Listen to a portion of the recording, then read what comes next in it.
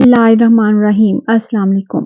राबिया बसरी अपने वालिदैन की चौथी बेटी थीं, इसलिए आपका नाम राबिया यानी चौथी रखा गया। वो एक इंतहाई गरीब लेकिन मुअज़्ज़ज़ घराने में पैदा हुई।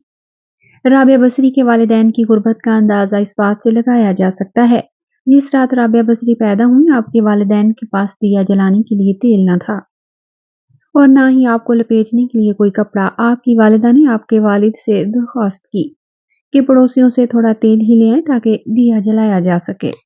आपके वालिद ने अपनी पूरी जिंदगी अपने खालिक के हकीकी के अलावा किसी के आगे हाथ ना फैलाया था। चुनांचे वो पड़ोसी के दरवाजे तक तो गए लेकिन खाली हाथ वापस लौट आए। रात को राबिया बसरी के वालिद को ख्वाब में हुजूर सल्लल्लाहु अलैहि वसल्लम की ज़ियारत हुई।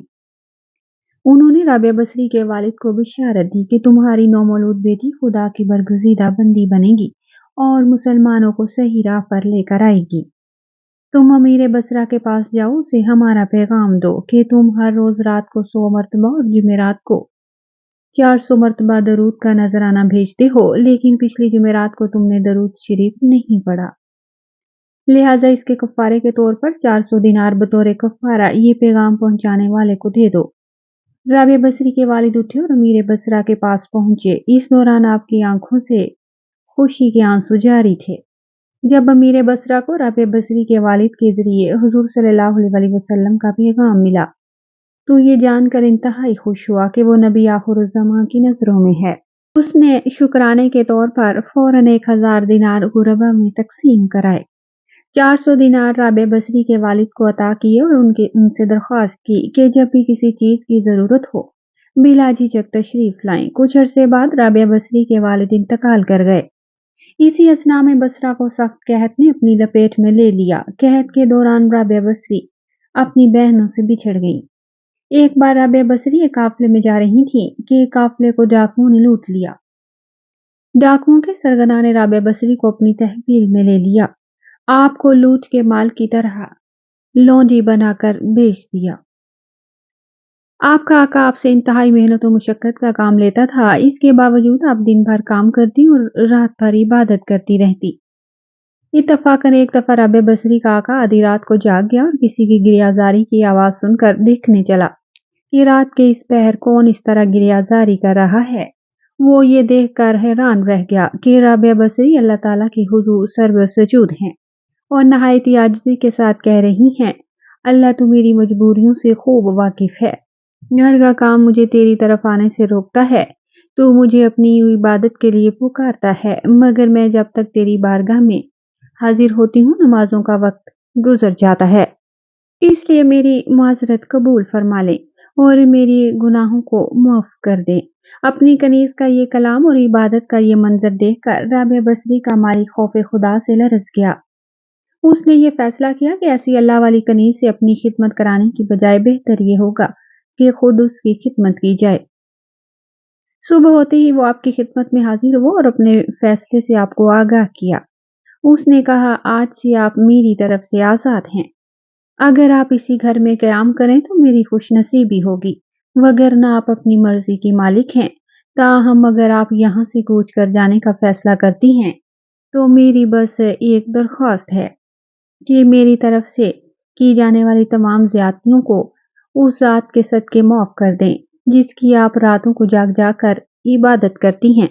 राबिया बसरी ने गोशा नशीनी और तर्के दुनिया के शौक के पेश नज़र आज़ादी मिलने के बाद सहराओं का रुख किया और दिन रात महबूब हकीकी की याद में महव हो गईं।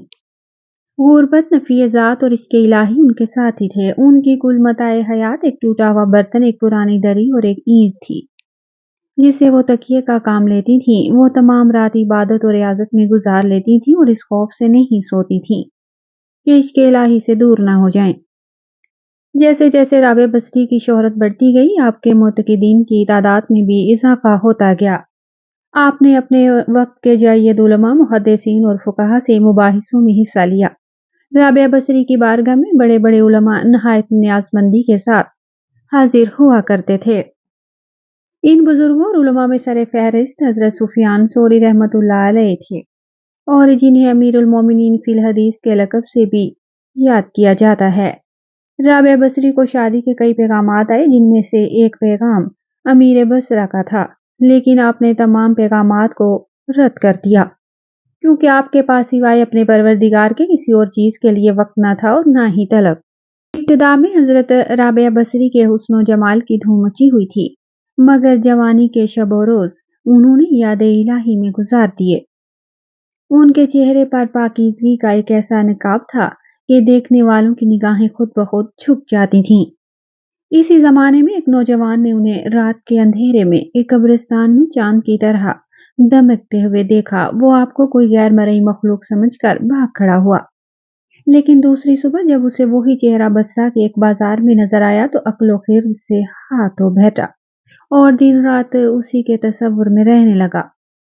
آخر دل کے ہاتھوں مجبور ہو کر گیا تو ان لوگوں سے پتہ پوچھتا ہوا حضرت رابعہ بصری کے گھر جا پہنچا۔ آپ کہا کرتی تھی کہ دل کے دروازے ہمیشہ کھلے رکھو۔ کیا معلوم محبوب کس وقت دستک دے دے، مگر گھر کے دروازے بند ہوں یا کھلے ہوں ان کی دانست میں برابر تھے۔ نوجوان کو خلاف توقع ان کا گھر کا دروازہ کھلا ہوا ملا۔ اس نے اپنی دل کی دھڑکنوں پر بڑی مشکل سے قابو پایا۔ رات کا وقت تھا، اندر چراغ روشن تھا۔ یہ سوچ کر بے باکی سے اندر داخل ہوا کہ حال دل سنا دینے میں کیا حرج ہے، زیادہ سے زیادہ انکار ہی ہو جائے گا۔ واپسی کا دروازہ بہرحال کھلا ہوا ہے۔ لیکن جب وہ اندر پہنچا تو وہاں کوئی نہیں تھا، البتہ چھت سے ایسی پرسوز آواز آ رہی تھی جیسے کوئی ہجر کا رونا رو رہا ہو۔ نوجوان تیزی سے زینے چڑھ گیا۔ حضرت رابعہ بصری رحمت اللہ علیہ عشاء کی نماز سے فارغ ہو کر ثنا خوانی کر رہی تھی۔ پروردگار، ستارے روشن ہو گئے، لوگ سو گئے، بادشاہوں نے دروازے بند کر لیے، ہر کوئی اپنے محبوب سے محو راز و نیاز ہے اور میں تیرے سامنے کھڑی ہوں۔ نوجوان پر سکتہ طاری ہو گیا۔ اسی اثنا میں رابعہ بصری نے پلٹ کر اسے ایسی قہر آلود نگاہوں سے دیکھا کہ اس کی زبان گونگ ہو گئی اور رابعہ بصری نے اس کے قریب آ کر پوچھا، تو مجھ سے شادی کی درخواست کرنے آیا ہے؟ نوجوان نے لرزتے ہوئے ہاتھ سے اپنی زبان کی طرف اشارہ کیا کہ وہ بول نہیں سکتا۔ رابعہ بصری نے کہا، اس سے پہلے کہ زبان کی طرح تیرا دل بھی چپ ہو جائے، تو جس راستے سے آیا ہے اسی راستے سے لوٹ جاؤ۔ نوجوان صرف آنکھوں سے التجا کر سکتا تھا کہ نیک خاتون، میری گویائی مجھے واپس دے دے۔ میں تیرے رتبے سے واقف نہیں تھا، مجھ سے غلطی ہو گئی ہے، مجھے معاف کر دے۔ لا علمی ہمیشہ قابل معافی ہوتی ہے۔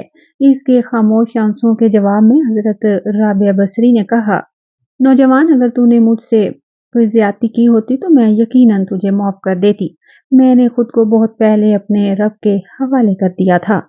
اب یہ معاملہ تیرے اور رب کے درمیان ہے۔ معافی مانگنا ہے تو اسے مانگ، تو صدق کے دل سے توبہ کرنے کا ارادہ کرے تو شاید توبہ کی خاطر تیری زبان کھل جائے۔ یہ کہہ کر وہ نماز کے لیے کھڑی ہو گئی۔ نوجوان بھی بے اختیار سجدے میں گر گیا اور رو رہا تھا، نامعلوم کب تک روتا رہا۔